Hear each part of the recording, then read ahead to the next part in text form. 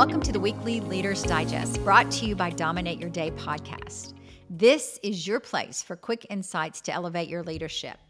Every month, we tackle a different theme. This month, we're diving deep into one of my favorite topics, personal branding.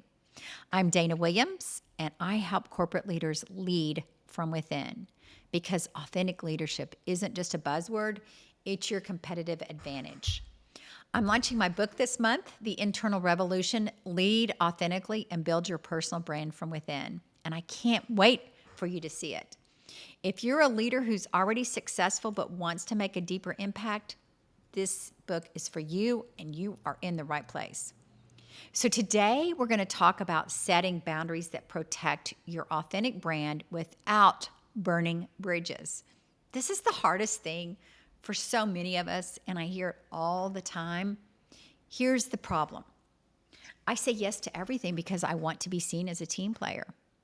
Or I never share my real options because I don't want to ruffle feathers. Or I'm available 24/7 because that's what good leaders do.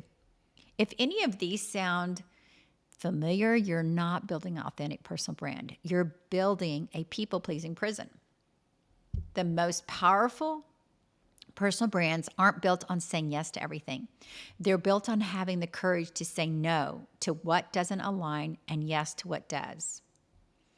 Leadership research shows that when leaders consistently operate outside their core strengths and values, they experience this chronic stress that impacts decision-making and creativity. The solution: effective boundaries aren't keeping people out. They're about keeping yourself aligned. So David is a regional sales director I worked with, and he was telling me that he wanted to be known as someone people could count on. I'm building my brand as a reliable, agreeable leader. But David's brand was undermining his leadership. By saying yes to everything, he was saying no to his authentic strength. He has strategic thinking, and that is a very important thing for him. So the breaking point came during a quarterly review. David's manager said, "You're incredibly reliable, but I'm not sure what you actually stand for as a leader. What's your unique perspective?" He realized his people-pleasing brand had made him forgettable instead of indispensable. He began to have a transformation once we identified his authentic imprint and how he was showing up.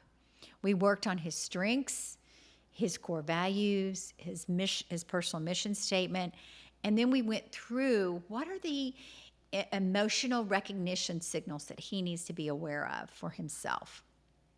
The results: David's team grew, their revenue grew, and it was the highest retention rate in the company as far as engagement for his team. He was promoted later on, and he was known for his ability to balance long-term thinking with his people development. So what are some action items you can take to help you with your personal brand? First of all, do a boundary audit. Identify one area where you lack boundaries and how that is undermining your authentic leadership. What are you saying yes to that you should be saying no to? And remember, no is not a dirty word. Second, practice one boundary this week. So choose something low risk but meaningful to your authentic expression.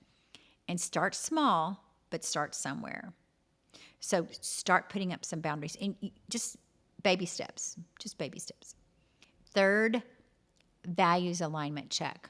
Before saying yes to your next request, pause and ask, does this align with my core values and mission? Or am I just trying to be accommodating? What happens is your authentic brand is protected by what you don't do as much as what you do. The goal isn't to become difficult, it's to become clear about who you are and what you stand for. We want to take you from confused to clear, your team from confused to clear. If you're ready to protect your authentic leadership, then we have got an amazing tool you can take called the Authentic Imprint Assessment. You can find it at danawilliamsco.com, and you can take the assessment and see where you are in your leadership. And you might start seeing some areas of boundaries that you might need to start working on. Until next week, I want you to remember, you're not just accommodating, but you are also indispensable.